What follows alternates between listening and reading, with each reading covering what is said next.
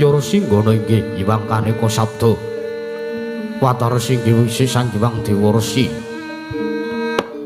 Hyang Narada kinarya paranpara laben Uspana dhateng si ing bawana lan tembing panggraita turut datan keweran dhateng laksitaning jagat gemelar dene dadya paranpara Ambar Sudi dhateng wataking Brahmana liri tansah memanggun karya nak jasing sasoma nuwah amrahayu dhateng rahayuning tumitah. Supabunging wonten saking punika Wiswanira putra saking kayangan Indra Lokawisi Sang Hyang Indra ya Sang Hyang Bathara Surapati wonten ing Jawidana Nandirpati Sang Yupara Durandara Wataknawa ingkang samya gantung siba kalemun Candraya Humbahing Jalatri anempuh pasisir Obramarkata busanane Jawata Wataknawa kadya panjering puspita kang tinjumaya Rep sidhem permanem datanana Jawata ingkang wani nyabawa ingkang kapiyarsa muhung swantening gangsa Lokananta ingkang tinabu dening para Gandharwa munya gendhing kawit kabarung Sarangga Gana nyekar kang ngrangin Narasaru kepara karya senen jroning pananggilan sreping gendhing suwing gangsa Lokananta ya kapireng swantening Guntur Jumalegur munya ing akasa anyareng piswanipun Dewaning Gudra Dewaning Pangrencana Jawata ing kayuwangan dandang pangurine Sang Pandya Penari Durga Sang Permoni.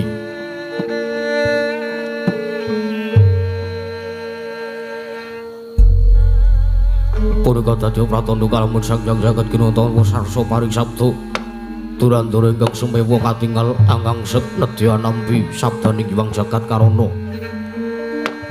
Mangkono wijining sabda Hyang Guru ingkang dereng kababaring lisan.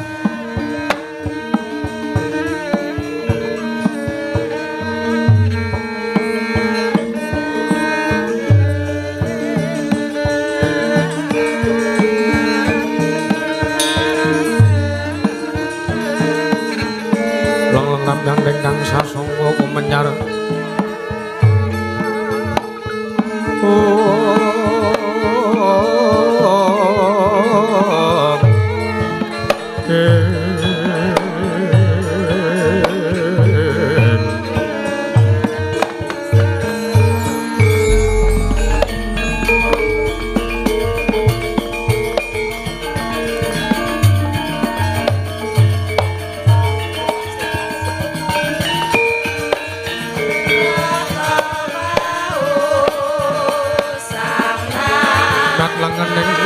Martaya ngumpaka kakandha mawarna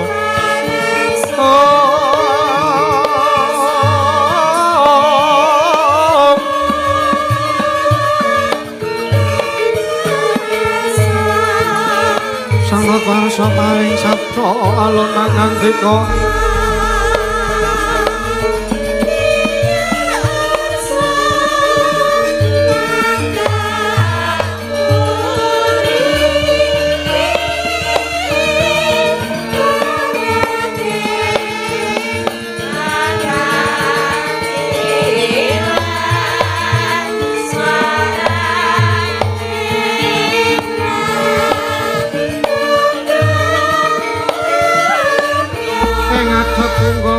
saping mrokenya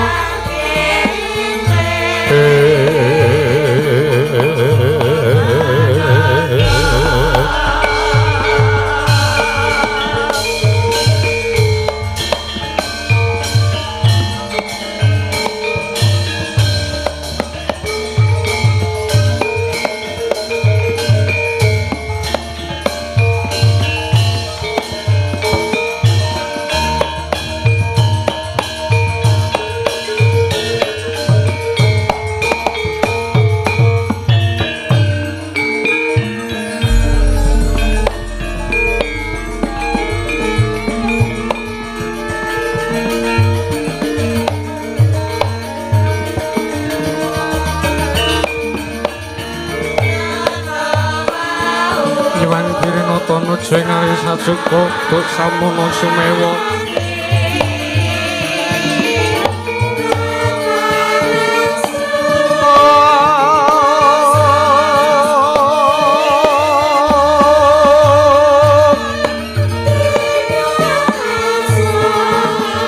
Sari Bathara ngambil upacara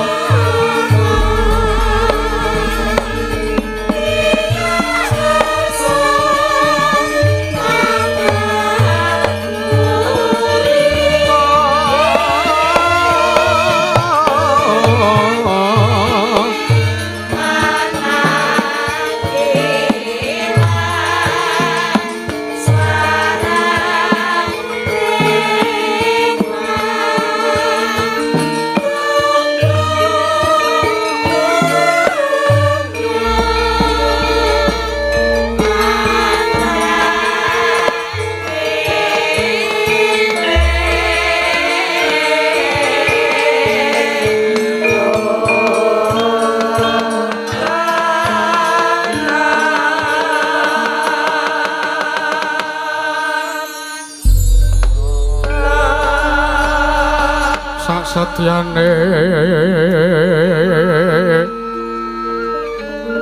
tanpa dadya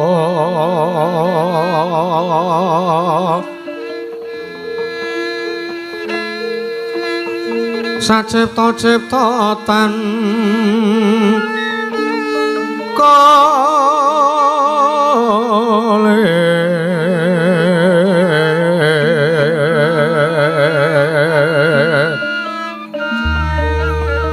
kang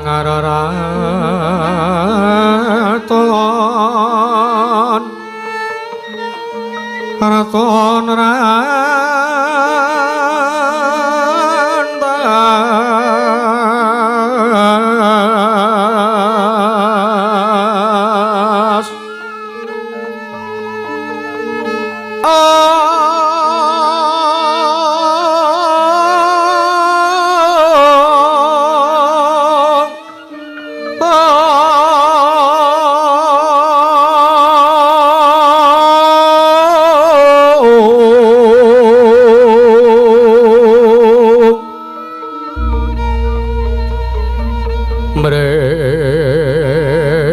luhur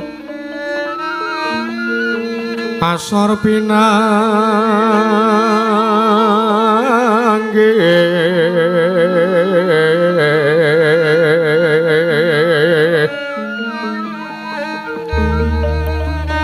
pependukung nakani kong asing kanestan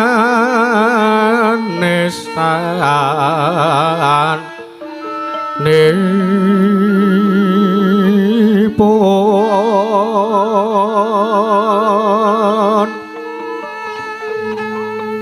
wong agung nesko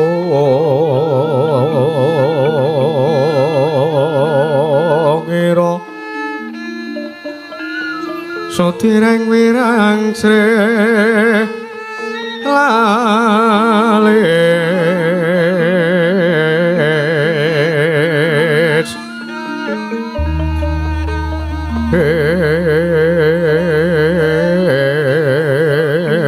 engkang cilik tantolehing cilik ira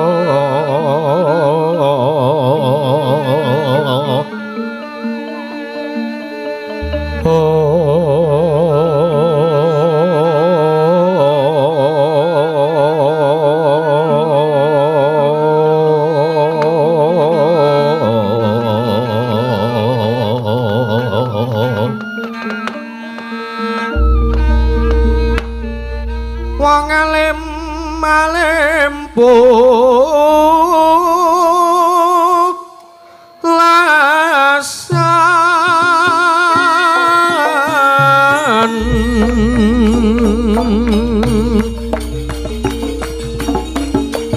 japa putih jero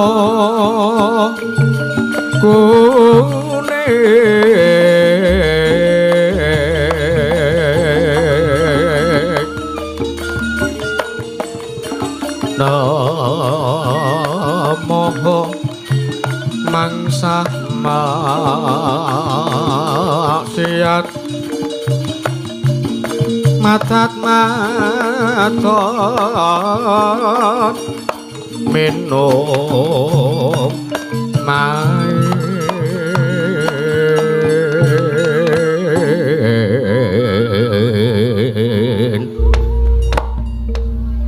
pak ompaan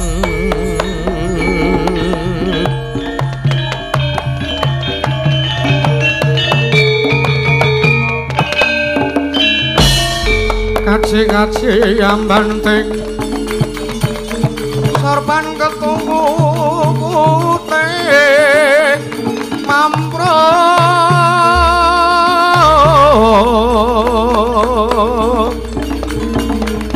waton nerwaton nero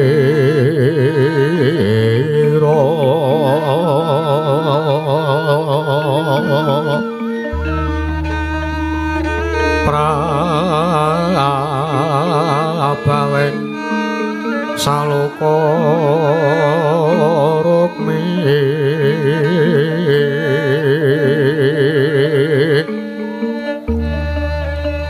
kabeh-kabeh mung marono tingalira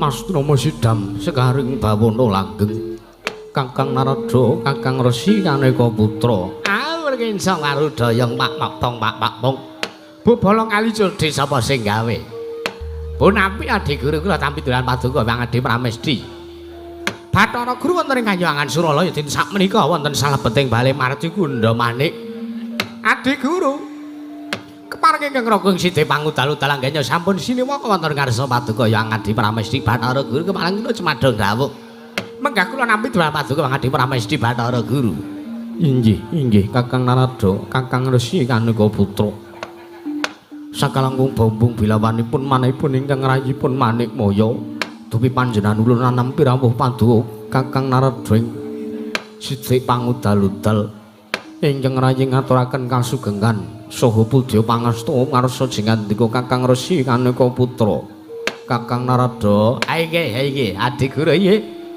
sakalangkung boten langkung wilujeng piswanipun ingkang Ragong Sidhe pangudal-udal dinten sakmenika wonten madyaning Kayuwangan Suralaya inggih wonten ing Kayuwangan Jungkring Saloka dinten sakmenika kula nampi timbalan dawuh paduka Wangadi Pramesti Bathara Guru di kemarang wilujeng saha pudya pangasta sampun ingkang Raka tampi karya Bombong Das manahipun ingkang Ragong Sidhe pangudal-udal mboten langkung ingkang Raka ngaturaken samtaklimipun ingkang Raka mugi tansah kunjuk wonten ngarsa paduka Wangadi Pramesti jagat pratingkah Adi Guru inggih Kakang Narada mboten langkung sampun ulun lambi akarya Bombong Tyas ulun Kakang mboten langkung kasekecan lenggah paduka Kakang Narada wonten madaning Bale Marti Kunda wonten sak madaning Kayuwangan Suralaya Kakang inggih sampun mboten kirang prayogi Adi Guru Manik Maya Indra Surapati Atmaja ulun sawise kita nyaket ulun timbali dene ula ngarsa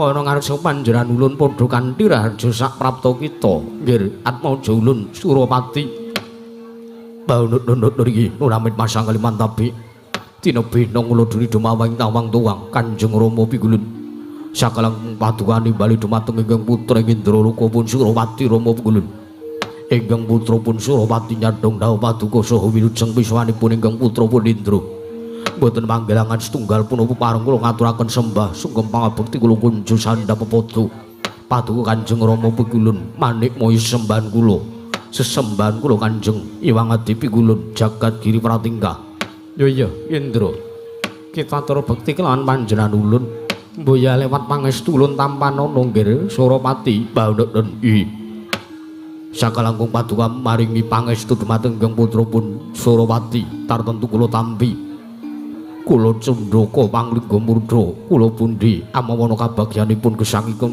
ingkang putra Ngendraloka Kanjeng Rama Pukulun. Iya. Mboya lewat padha tatanan barisaning para Durandara, para Hapsara, Hapsari lan sartane kabeh para Jawata ingkang padha nggantung siba ana sak njabaning Bali Martukundha Manik Suropati Bandut iki. Menapa ingkang sampun dados jauh patuku tartentu namung candhingga jimat paribe ndayaning kasantosan tartentu kula badhe anjan mundi dawuh paduka badhe kula estu padha dawuh paduka Kanjeng Rama Pukulun Manikmaya Bandut iki. Kakang Narada, Kakang Resi Kaneka Putra. Menawi Adi Guru. Nuwun sewu Kakang Narada. Mesti kemawon damel kejut guragapan gurawalan manahipun paduka Kanjeng Kakang Narada iki Kakang Resi Kaneka Putra iki sithik pangudal-udal wondene panjenengan ulun. Wekdal sakmenika animbali rawuh paduka Kakang Resi Kaneka Putra wonten sak madaning Bali Martukundha. Kakang mugi dados renaning penggalih panjenengan Kakang Resi Kaneka Putra. Perken Sang Marudayang Pak Makpong. Bu bolong kali cedhiri. Sapa sing gawe nangka basa dikopya kari betone? Iki Adi Guru iki. Mesti kemawon dadosaken kejot bingkong saha gurawal manahipun ingkang ngraka ing sithik pangudal-udal wonten sakmenika. Kula nampi timbalan paduka. Para Jawata dipun lempaken wonten madaning Kayiwangan Suralaya wonten sak madaning Bali Martukundha Manik. Wonten ing Repat Agung kadewatan menika kula nuwun sewu Adi Guru, kula badhe nyadeng dawuh timbalan paduka. Ingkang ngraka badhe anungsung pawarta menggah menapa to nggih dados sabab lan wigatosipun wonten paduka Iwang Adi Pramesti Bathara Guru. Ngawontenaken pasewakan agung wonten sak madaning Kayiwangan Suralaya Adi Guru Manikmaya. Menawi kepareng tumunten kawedharing kakandhan nanging menawi wadi tumraping para Jawata awi kula kanthi manjing wonten ing karang kawidodaran catur nitra kalih ingkang ngrokong sithik pangudal-udal Adi Guru Manikmaya. Anjreng kang puspita rum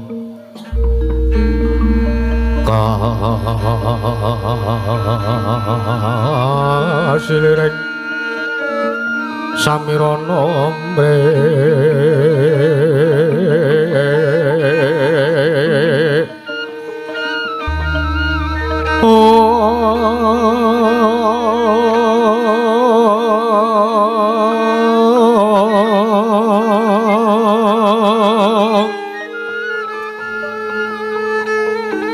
sekar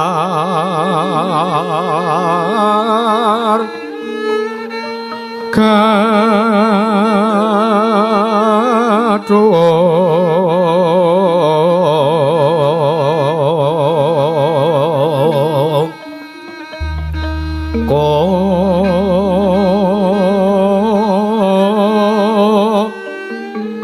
ngas kandana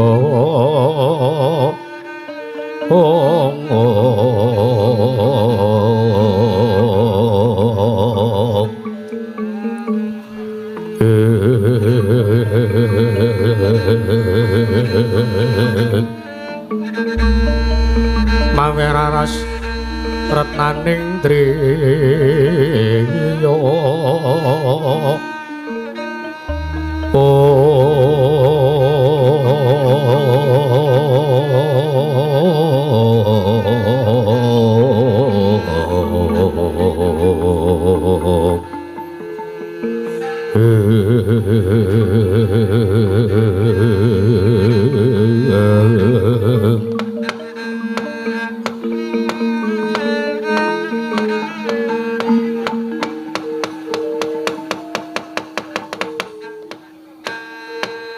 Astungkara sidam sekaring bawana langgeng Kakang Narada inggih Kakang Resi Kaneka Putra sewu-sewu kalpatanipun ingkang rayipun Manikmaya tadah wadana Kakang wondene dinten sakmenika ingkang rayipun Manikmaya ngawontenaken Repat Agung Sangya para Jawata menika mboten sanes kejawi amung kula badhe ngrembak gara-gara ingkang tumanduk wonten ing Kayiwangan Suralaya. Makaten Adi Guru inggih Kakang.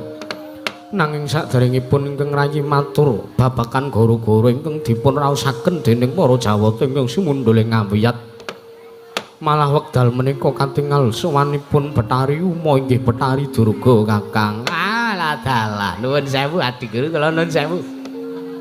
Dinten sakmenika Betari Durga inggih permoni wonten ing Dandang Mangkur menika sowan wonten ing Kayuwangan Suralaya. Tumuli ingkang raka ngaturi nimbali kula aturi andangu dumateng sowanipun Betari Durga menika Adi Guru. Inggih Kakang Narada. Kula aturi lenggah ingkang langkung sekeca. Inggih sampun boten ingkang prayogi Adi Guru.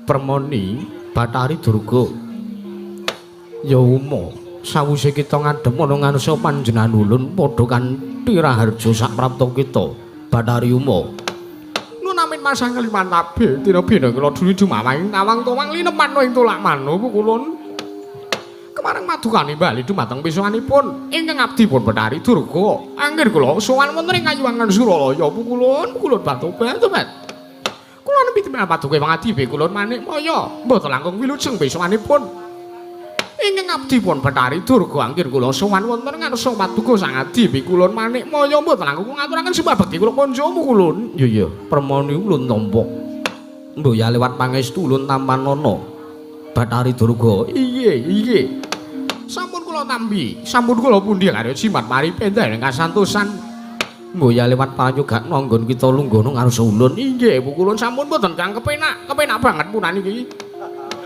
iya Betari Durga iya inggih alah dalah Betari Durga padha raja sak prapta kita permoni Bu kulun narada wilujeng bisawan kula bekti kula kanca Bu kulun ya heeh pangestu lan tampanana Betari Durga inggih sampun kula pundi karo jimat paripe ndaya ana ing kasantosan wela Sewana ning Kayuwangan Suralaya lah kok dadi sandangan kita mabiar kaya ngono.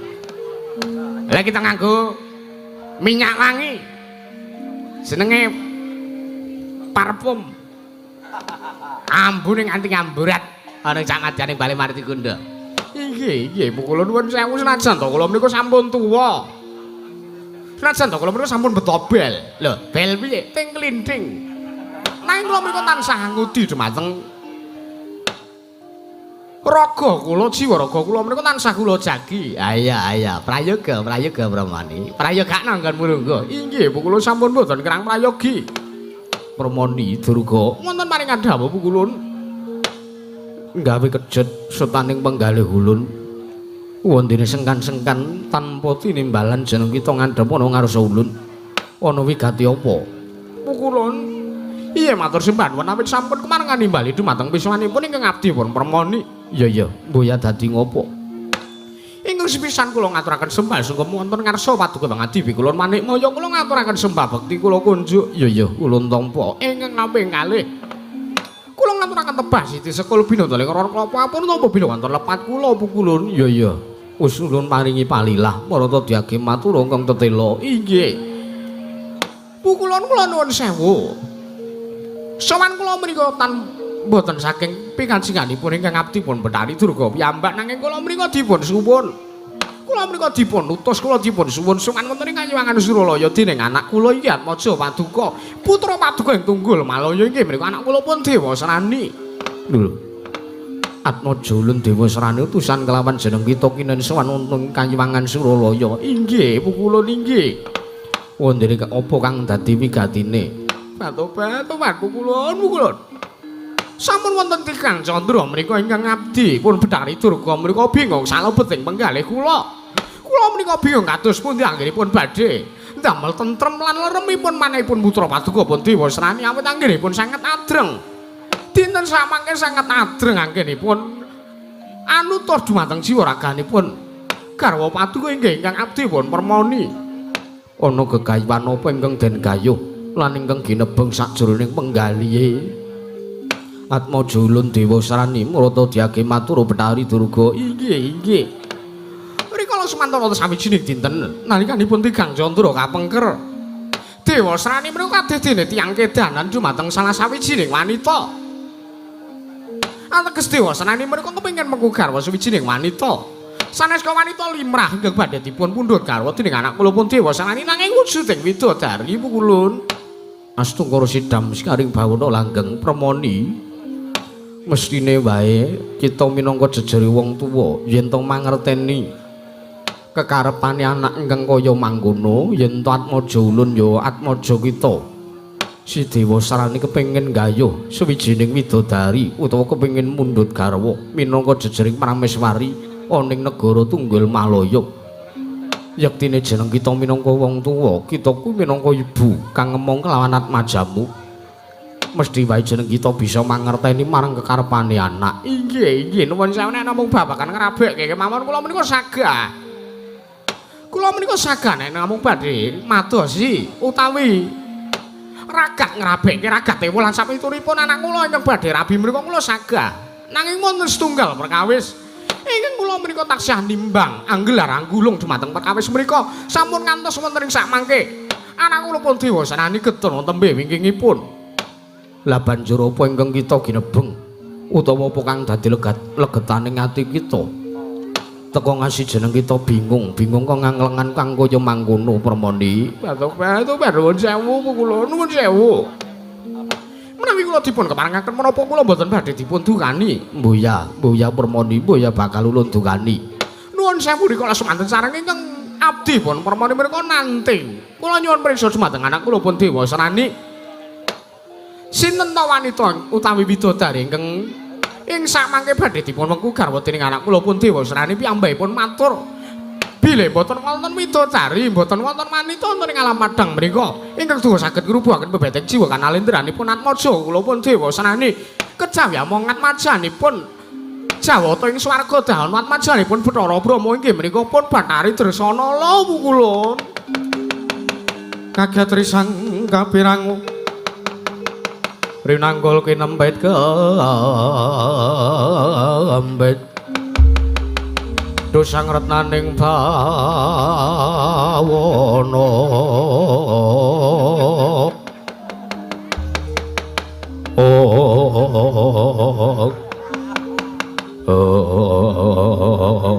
nyenyong berkencang karo dayang pancen jaga kene durung madang ki pancen angel-angel kabeh. Gandarwa nabuh gangsa luka nanta wae kok ora. Ora padha pakra mripate. Kakang Narada, Kakang Resi Kaneka Putra. Wonten timbalan ing adhawu Adi Guru. Kaget manahipun ingkang rayipun Manikmaya sareng kula tambi. Aturipun Bathari Durga bilih Atmaja ulun pun Dewa Sarani mriku kepengin namengku garwa utawi kepengin nanggayuh dhateng Atmajanipun. Piye wayah kula pun Bathari Dresana ing swarga dahana Kakang Narada. Alah dalan nuwun sewu lho Adi Guru nuwun sewu.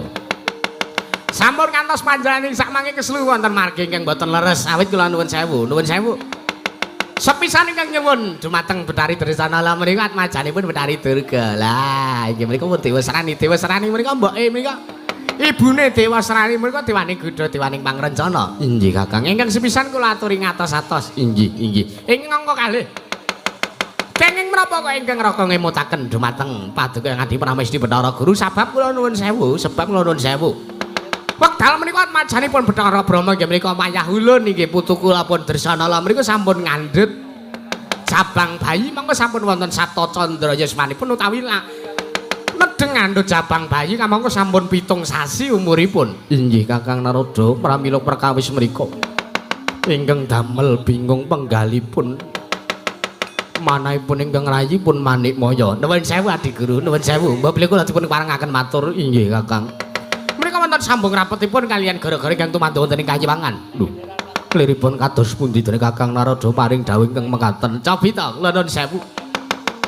Kayangan menika saged dumadi gara-gara menika dipun sababaken tigang perkawis. Sepisan inggih menika wontenipun wujudipun lemah sangar kayu waing kemapan uling Madyapada. Menika damel gara-gara hawa panas mundhul ing awian uling Kayiwangan Suralaya. Nggih.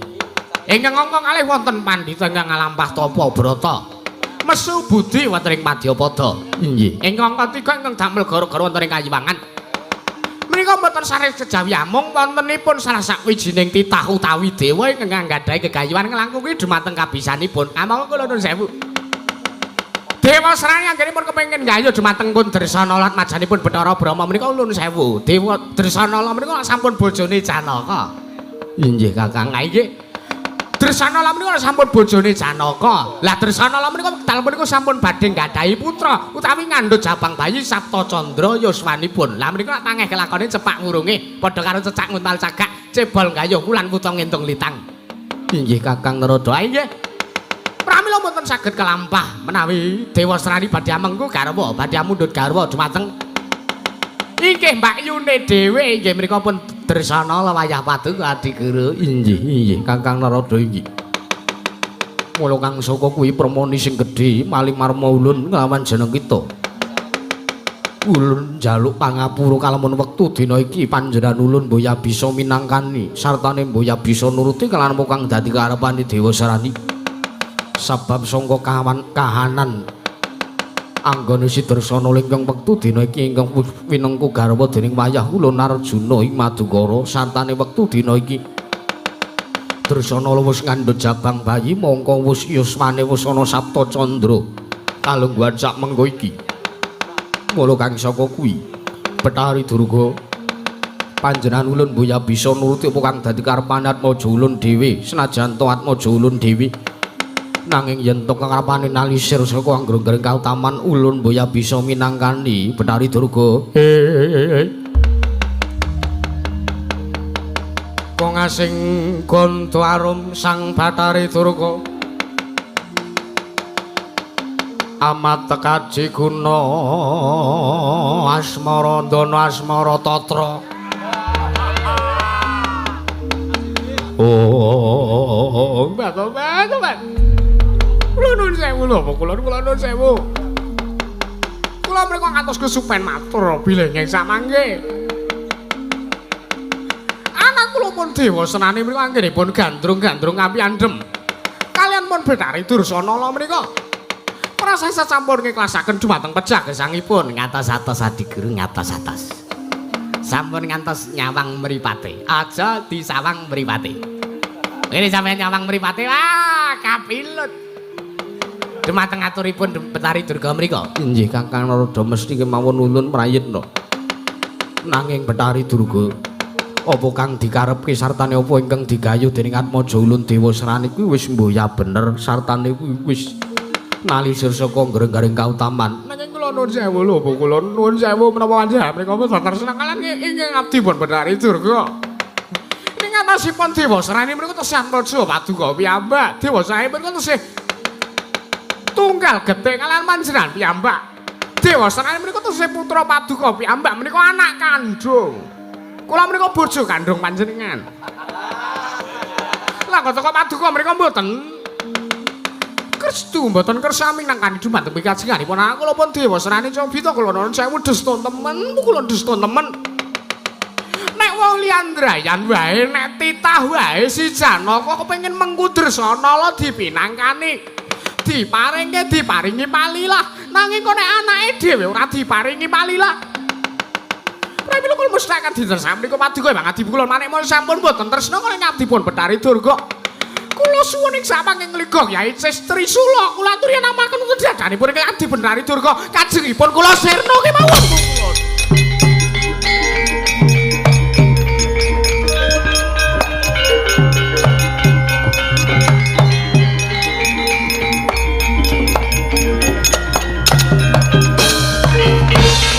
Astungkara sidam sekaring bawuna langgeng permoni wonten paring adhawa.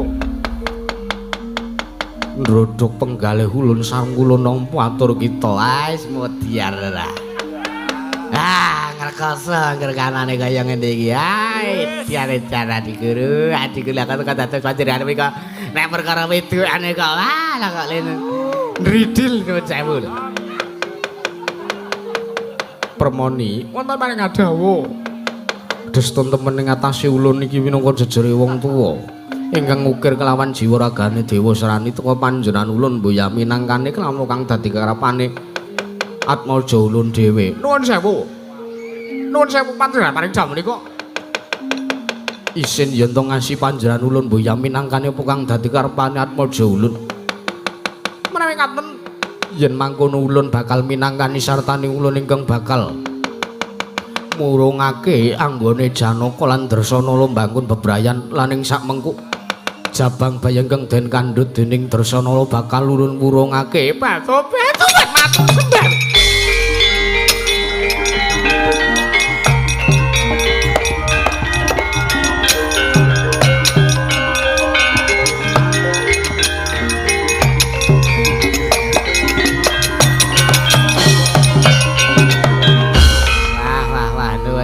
Adi Guru, nuwun sewu Adi Guru, kula aturipun Purwaduk Sena Adi Guru. Sampun ngantos sing samangke panjenengan getun wonten tembe wingkingipun Adi Guru. Kula nuwun sewu, kula nuwun sewu. Wonten ing ajeng kala ingkang raka sampun ngemutaken ngatos-atos ning Kali Benari Durga menika ngatos-atos. Sampun ngantos panjenengan kalimput kapikut dumateng aturipun Betari Durga menika. Kakang Narada sampun kula kinten menika perkawis kula warga. Antawisipun kula kaliyan Atmaja Ulun. Inggih menika pun Dewa Serani lan garwa ulun pun Betari Durga. Tiang liyandrayan boten dipun keparengaken cawe-cawe perkawis mriku. Wah, janedyan edan pun boten kenging dipun emetaken panjenengan menika. Nuwun sewu. Nuwun sewu lho Adi Guru. Menika sing jeneng garwa menika pancen leres. Garwa menika sigaraning nyawa. Bojo menika maling ditresnani. Anak menika ugi dipun tresnani dening tiyang sepuhipun. Ning nuwun sewu, pakartinipun Betari Durga menika sampun alisir saking nggering-gering kautaman. Pakartinipun Dewa Serani menika ugi sampun boten leres. Sampun kesulu wonten margi ingkang boten leres. Nanging kula nuwun sewu Kakang, menawi jengandika kula aturi menggalih. Menawi jengandika kagungan putra, tumuli putra paduka gadhah gegayuhan. Lajeng menawi panjenengan boten minangkani dumateng gegayuhanipun Atmaja paduka pun Kakang Resi Kaneka putra, lajeng ing sak mangke badhe nglalu kados pundi? Lah nek kula ki tergantung bocahe. Nek gegayuhane apik mriku mesti kula support, mesti kula dukung. Nek gegayuhane elek nalisir saking anggere-anggere ketaman, anak kula modiar mbok ben. Lah mriku fleksibel kemawon Adi Guru. Kakang Narada menika gunemanipun kok kados mekaten. Nah nggih nuwun sewu, nuwun sewu. Ingkang raka mboten cawe-cawe perkawis menika ampun. Sagung bakarane tanggung perkarane Adi Guru. Jawan semban ring kulon kapurpa risang amur pengrat. Mring sananing kang mring kanan sing tasih.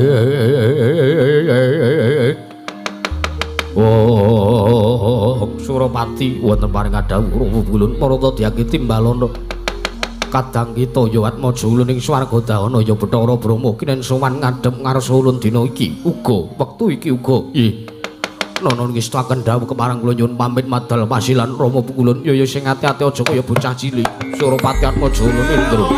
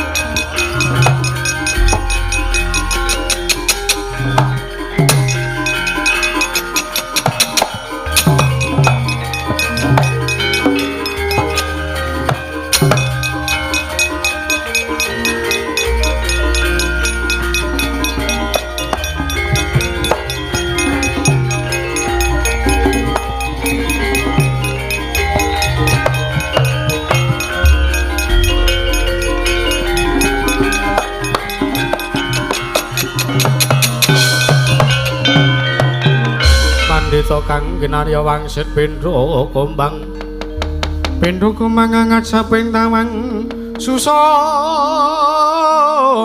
angin ngenting gone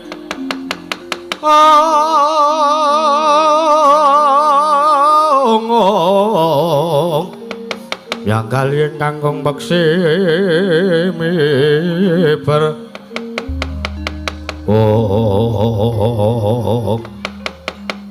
Astunggara sidam sikaring bawana langgeng Atmaja ulun Bathara Brama Budhawaka sawise jeneng kita ulun timbaling ngadhep ana ngarsa ulun ya wong atuwa kita ya panjenengan ulun padha kanthi raja saprapta kita nonamen pasang kelimantap bitina bina nglodhoni demawahing tawang tuwang Kanjeng Rama Pukulun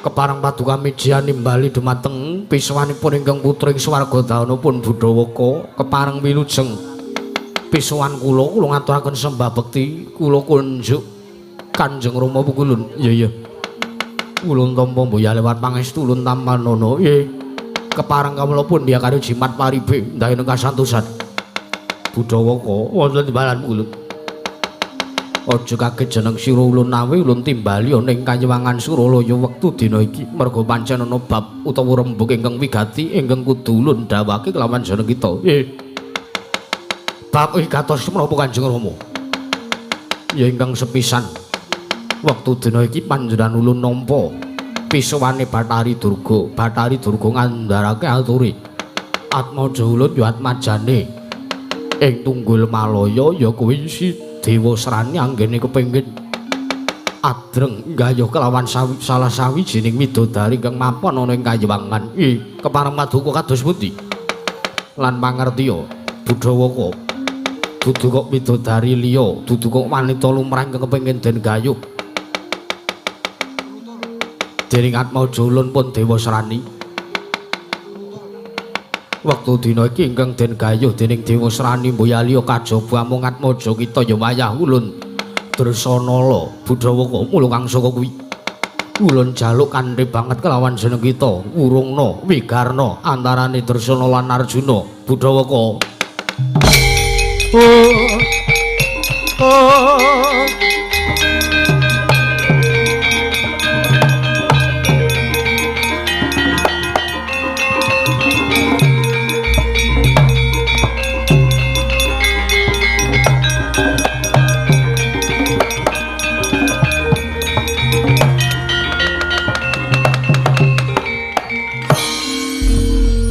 Nyuwun pangapunten Pukulun. Nuwun sewu. Nuwun sewu. Mobil kula dipun keparengaken nanjaken ingkang langkung tetela kula nuwun sewu. Nuwun sewu Pukulun. Kepiye Budhawaka? Menapa kula mriku mboten lepat anggen kula midhangetaken pangandika paduka Pangadi Rama Pukulun Manikmaya. Mboya. Mboya, nuwun sewu. Ingkang paduka dawuhaken kula wau kula kedah migaraken dumateng bebrayanipun anak kula pun Dresanala kaliyan putu kula Janaka mekaten. Iya pancen kaya mangkono merga wektu dina sakmengko Atmaja kita ya wayah ulun Dresanala bakal ulun dhawuhake kelawan Atmaja ulun Dewa Srani mula kang saka kuwi ulun njaluk kanthi banget ulun baleni sepisan maneh ulun njaluk kanthi banget wigarna bali wis semane Arjuna lan Dresanala lan ulun njaluk wurungna jabang bayi ingkang den kandhut dening Dresanala aja pukulun kula nyuwun pangapunten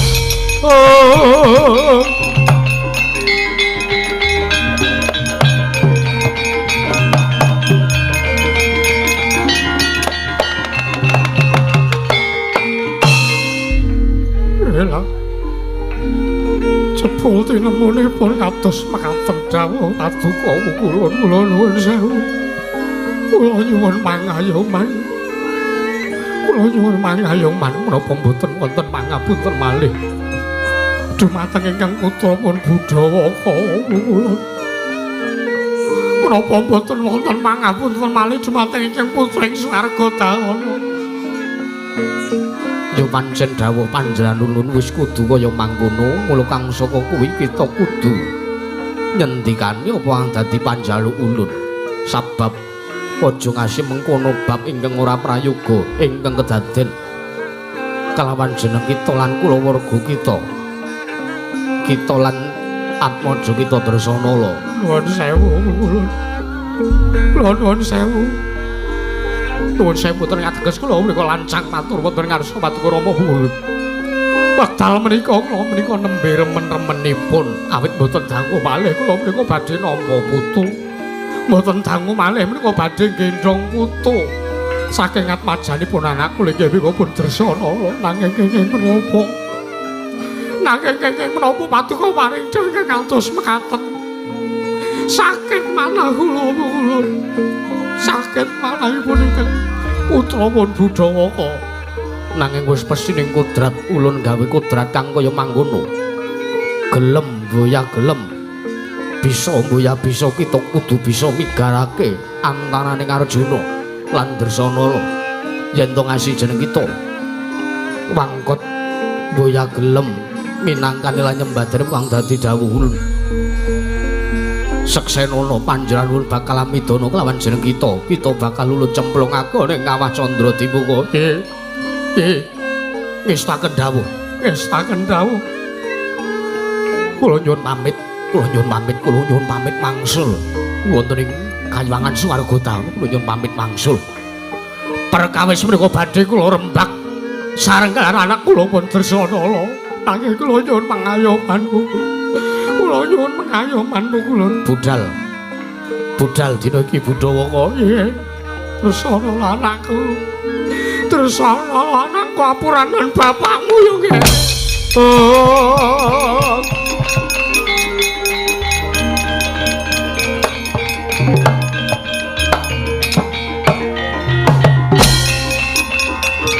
Wah, bergensang arus raya.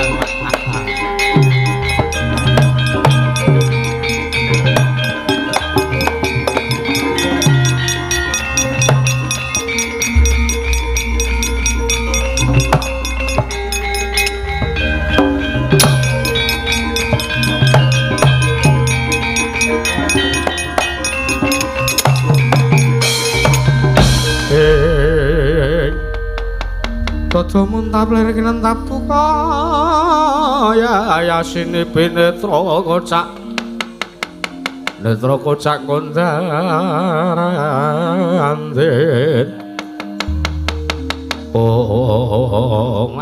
ketiwasan adi guru ketiwasan kriwian dadi grejokan gegeyon dadi tangisan kelunun sewu lho kula wonten ing ngajeng kala aku kula sampun ngemutaken dhumateng Paduka Ngadi Pramesti Bathara Guru babagan kawontenan menika lan babagan lalaman menika kula aturi gelar kula aturi gulung nanging jebul tinemunipun Paduka menika mboten kenging kula emutaken jengandika menika ibaratipun sampun mboten kersa nampi pewarah nampi pitutur becik kula nuwun sewu lha Di Guru nuwun sewu babagan perkawis menika kula mboten tumut cawe-cawe dinten sakmenika menawi jengandika mboten sarujuk mboten kersa midhangaken aturipun ingkang Raka Sidik Mangudal-udal malah lilane sapake kula badhe wangsul wonten Kayuwangan Sidik Mangudal-udal.